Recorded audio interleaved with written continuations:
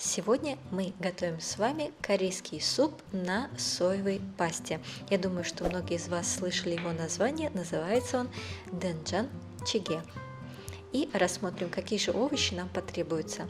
Один картофель, достаточно большой, также половина кабачка или же 1/3, в зависимости от того, какого он размера, также половина луковицы и 3 шампиньона. В моем случае вообще грибы могут быть и другие, например, вешенки, также 1 зеленый и 1 красный перцы чили и несколько перьев зеленого лука. Количество зеленого лука зависит от того, насколько вы его любите.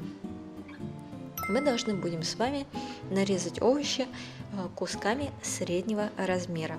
Вообще набор овощей может достаточно сильно варьироваться от ваших личных предпочтений, от того, кто его готовит, и также от региона Кореи, там, где это готовят. То есть это блюдо денджан чиге, так же как и многие другие корейские блюда, в каждом регионе Кореи готовят по-разному. И от этого, собственно говоря, может меняться набор ингредиентов. Где-то добавляют шпинат в данное блюдо, где-то его делают с мясом, где-то его делают даже на основе морепродуктов и могут добавлять туда даже весеннюю зелень. То есть очень много вариантов вы можете найти, и если начнете интересоваться приготовлением этого блюда. Мы с вами готовим сегодня основную его версию с основным набором овощей, как вы чаще всего встретите приготовление этого блюда в центральном регионе Кореи и наиболее всего в Сеуле. Вот.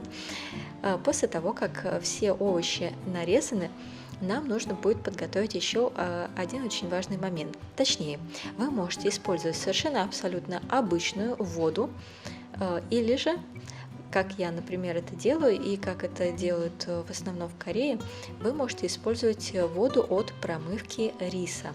У меня белый круглый рис, я его промываю, первую, вторую воду я сливаю, а третью воду от промывки риса я буду использовать. И понадобится она нам в объеме 750 мл. Именно эту воду мы заливаем в кастрюлю. Как я говорила, можете использовать обычную воду. И затем в эту воду мы закладываем прежде нарезанный нами картофель. Теперь нам нужно будет довести это до кипения. Как только вода закипит, то мы добавляем туда лук и продолжаем готовить это блюдо на среднем огне. Когда вода снова закипит, мы закладываем грибы. Продолжаем это варить на среднем огне. И когда вода снова закипит, тогда мы добавляем молотый чеснок.